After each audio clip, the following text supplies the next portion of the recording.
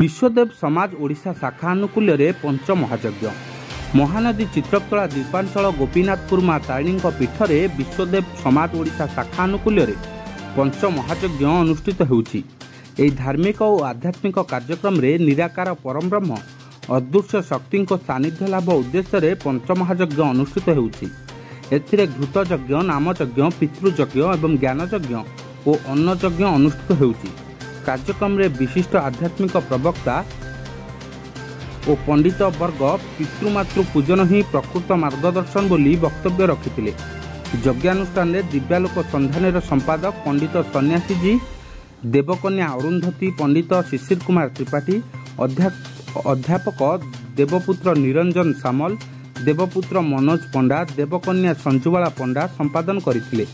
विश्वदेव समाज आंतर्जातिक सभापति कला भूषण प्रशांतर कार्यक्रम रे अध्यक्षता करथिले। देवपुत्र मनोज कुमार पंडा मोर घर यही पाखे सालीपुर। मैं एक्चुअली विश्वदेव समाज सभापति अच्छी ओडिशा। ये आमर टे आगु आमर सभापति महोदय कहले जे आमर उद्देश्य हूँ लोक मान मन भितर जागृत करने जे प्रकृत भगवान हूँ माता पिता, जे कि माता 9 मास गर्भर आमको जानूँ। जन्म होला परे आमे जतबेले जन्म होचे, आम जतबेले हेतु पाउचे, आमे भगवान को चिन्हुचे, किंतु सी आमे ताको 9 मास पूर्व पाउचे गर्भ। तेणुक माता पिता भली अमूल्य जिनस किसी ना। तेणुक जी माता पितार सेवा न करी दुनिया रे जेते भगवान को पूजा करू, जेते कोटिपति हो, जेते आरबपति हो, से केबे ता जीवन रे शांति मिलेनी। तेणुक आमर गोटे वार्ता पहुँचा दरकार।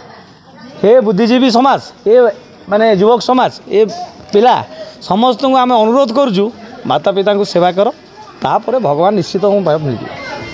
आ विशेष किसी कहूनी, भाई मैंने अच्छा कहे ये आम हूँ लक्ष्य अभिमुख। मुझे कलाभूषण प्रशांत कुमार कर विश्वदेव समाजर मु इंटरनेशनल प्रेसिडेंट रही। आज कार्यक्रम संपर्क में आज आम एठारे पंच महायज्ञ आयोजन करूँ विश्वदेव समाज तरफ।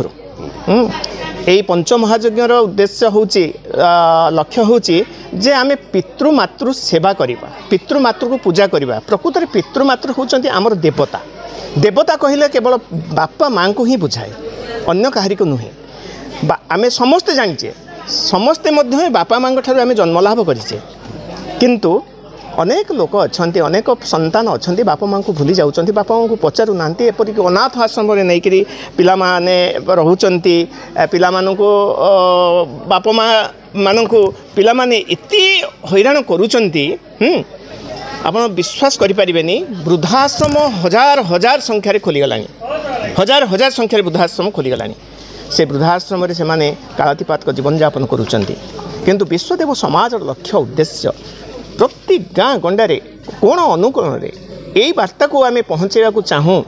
रे मानव समाज, रे संतान, पितामाता ठारू तुम्हें जन्मलाभ करिच, तो से पितामाता पूजा कर। देवी सर्वभूतेषु मातृरूपेण संस्थिता नमस्तस्यै नमस्तस्यै नमस्तस्यै नमो नमः। मो ना हूँ इंजीनियर श्री सन्यासी जी, घर हूँ कटक। आज भारतवर्षर एक सम्भ्रांत अनुष्ठान विश्वदेव समाजर ओडिशा शाखा आनुकूल्य आज एठारे गोपीनाथपुर ग्राम रे, गोपीनाथपुर गाँ हूँ एक संस्कृति मंडित गाँ। ये गाँव में आज एक पंच महायज्ञर कार्यक्रम अनुष्ठित होउछंती। जदि यज्ञ शब्द को आम व्युत्पत्ति करवा, यज्ञ शब्दर अर्थ हूँ प्रत्येक द्रव्यर यथायथ उपयोग करवा। और ये पंच महायज्ञर प्रथम यज्ञ भाव में आमर अच्छी अर्ण महायज्ञ बा अर्ण यज्ञ।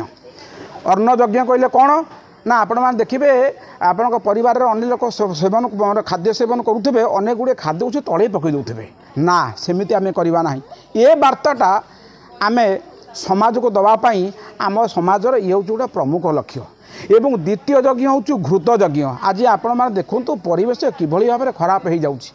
आम विज्ञान कहूँ जदि 1 ग्राम बा 10 ग्राम घृत जदि आहुति दि जाए होमरे यज्ञ अग्नि, आप देखिए एक विराट यज्ञ कार्यक्रम भी हो, सेठुरु 2 ट्रिलियन ऑक्सीजन आटम बा ऑक्सीजन परमाणु वायुमंडल को जाए।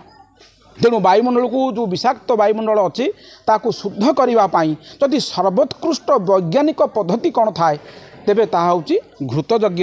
ସେ କାର୍ଯ୍ୟକ୍ରମ ମଧ୍ୟ ଆମର ଏଠାରେ ଅନୁଷ୍ଠିତ ହେଉଛନ୍ତି। ସାଲେପୁରରୁ ମିତା ଦାସଙ୍କ ରିପୋର୍ଟ, STV ନ୍ୟୁଜ୍ ଓଡ଼ିଶା।